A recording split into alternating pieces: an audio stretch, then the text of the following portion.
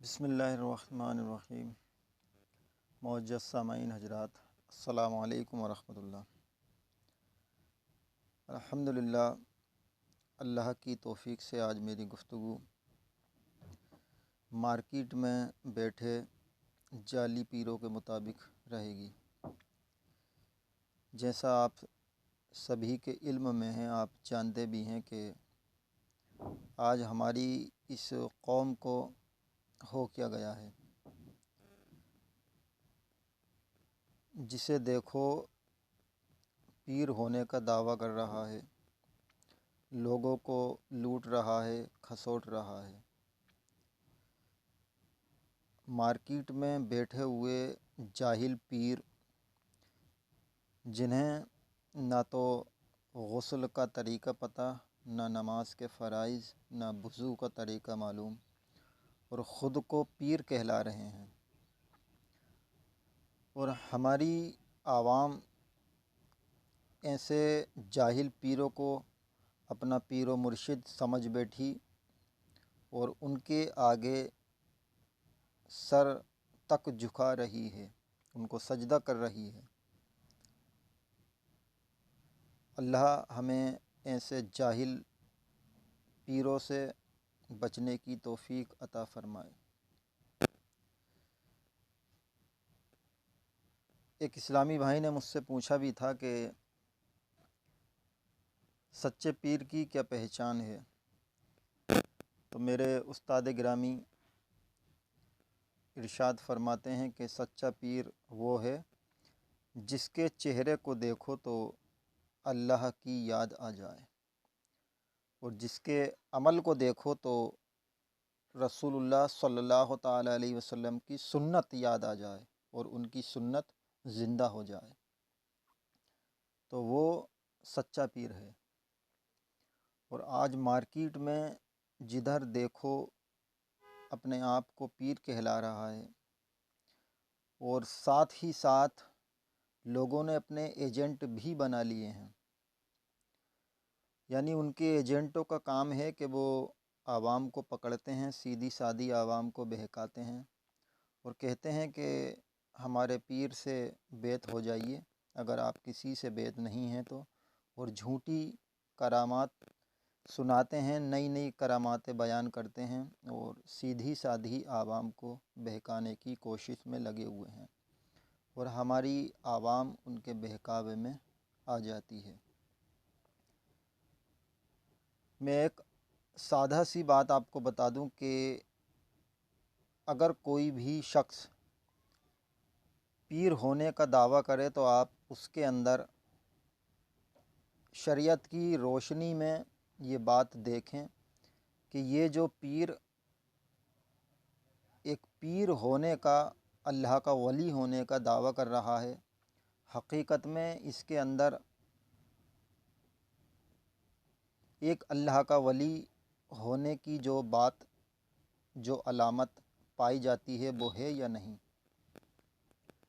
ایک کامل پیر کے اندر ضروری ہے کہ وہ سنی صحیح العقیدہ ہو، اور دوسری چیز یہ ہونا ضروری ہے کہ وہ حرام اور حلال میں فرق کو جانتا ہو۔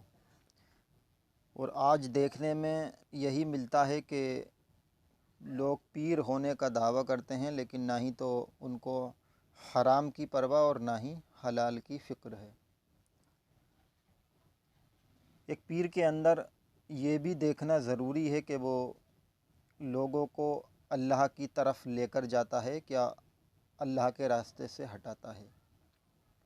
نماز کا کتنا پابند ہے، نماز پڑھتا بھی ہے یا نماز کو ترک کرتا ہے، سنت کے مطابق چلتا ہے یا سنت کے خلاف چلتا ہے۔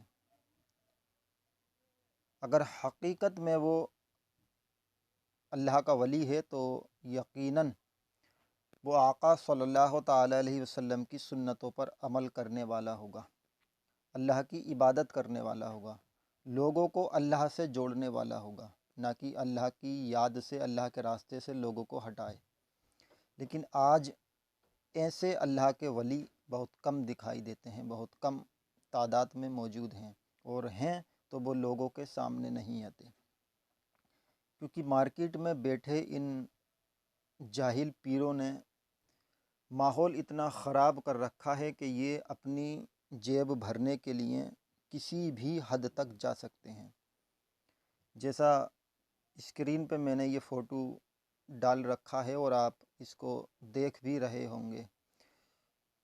جب اس جاہل کی میں نے ویڈیو دیکھی تو میں نے خود یہ بات دیکھی کہ مستی میں بیٹھا ہوا ہے، لوگ آ کر، اور ایسے لوگ جو باقاعدہ سنت کے مطابق اپنی چہروں پر ڈاڑیاں سجائے ہوئے ہیں، وہ اس کو سجدہ کر رہے تھے، اور یہ اپنے ہاتھ میں لے کر دھوئیں اڑا رہا تھا۔ میں نے خود اس کی ویڈیو دیکھی۔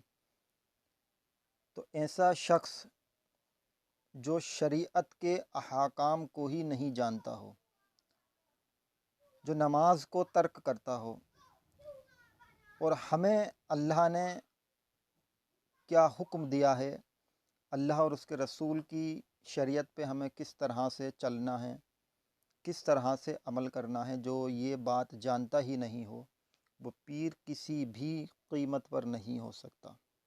ہمیں ایسے لوگوں سے بچنا ضروری ہے۔